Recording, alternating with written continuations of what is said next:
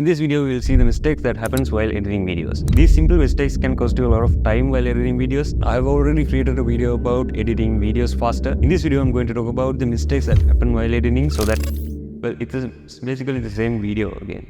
I'm running out of content ideas, so...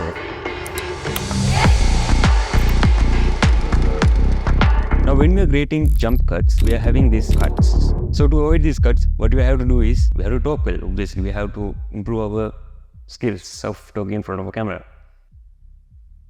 I don't have that.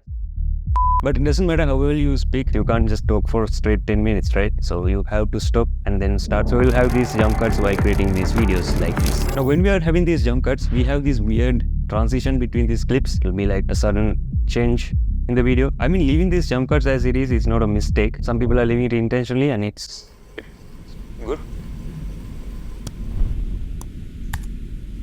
Now when we are having a jump cut, we can add some B-roll to this, or maybe you can use a zoom transition. Now you probably didn't notice the jump cut that I had there, but I had a jump cut. I just had a pause in between, but I used this to create this jump cut. Zoom. What? Or maybe you can add some text to avoid these jump cuts. You didn't notice it, right? I had a jump cut there, but I added some text, so the viewers will be distracted while seeing the text. Now let's say you're editing some videos. Now you are adding a video and then playing back. You add another video and then play back. Now let's say you have 10-15 clips and now you add one effect to one video and then play back to it. And then you add one more effect from the playback and then one more effect. This happens with me all the time. I'll be playing back again and again to see if the edit is good. After some time, I realize that the video is good, but it's actually not. I'll be like, oh, okay, this video is looking cool because I just played back this about 10 times. It's fucked. We have to see these edits from the point of view of the viewer. Like, we have to see it one time. If it's cool. If it's not good, then you have to change it. But playing the same video again and again to see if it's good won't make it good. This is the worst.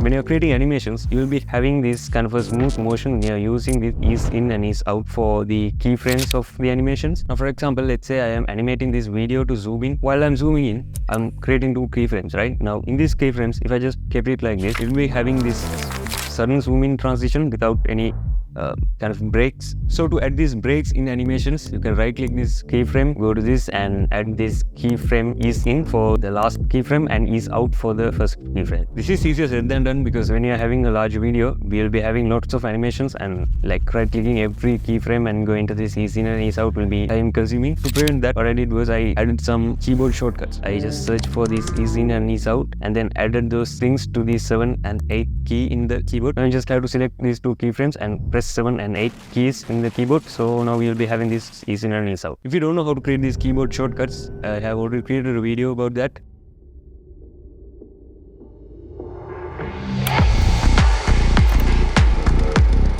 When we are editing these videos, we should not exceed this audio level above this 0 level in this audio meter. We have to adjust these audio levels to suit the video. I actually don't know about the level of this thing. I mean, let's Google, right? Psych! That's the wrong number! It should always be between like -6 to -12 decibels for a normal video. But now when you're editing these videos, we can't just keep listening to everything and make sure that everything is below this 0 level. Now in this video, I'm having this audio, the audio, I'm like this thing. So now to gain the correct level in this audio, what I do is I select all these clips, press G, so I get this box.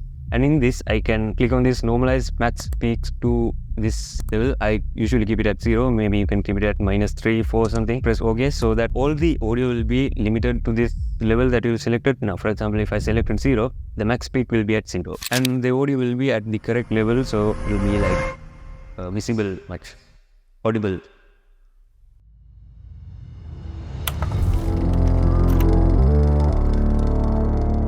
When I started editing videos, I used to add background music with a loud volume. I mean, the background music was at a higher audio level than my audios.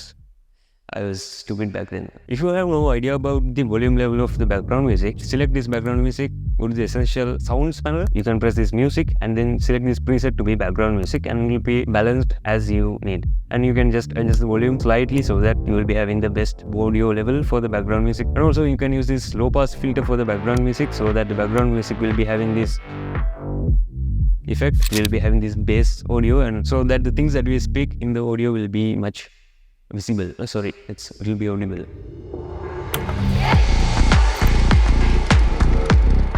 Now I'm using this Premiere Pro, and in this Premiere Pro so many people are using this default workspace that the Adobe has given. In this default workspace you can see that there are so many windows that we don't need. Now for example, in this panel where effects are there, you can see that the project is there, the effect is there, and you have history, labels and stuff. First of all, when I have this fresh workspace in a Premiere Pro, what I do is I remove all the windows that I don't need. If you need to open these windows later, you can go to these windows and open these things separately. And what I did was I have this effects panel in between this program monitor and the source monitor, because I always use this panel. So after this I save this as a preset of Workspace.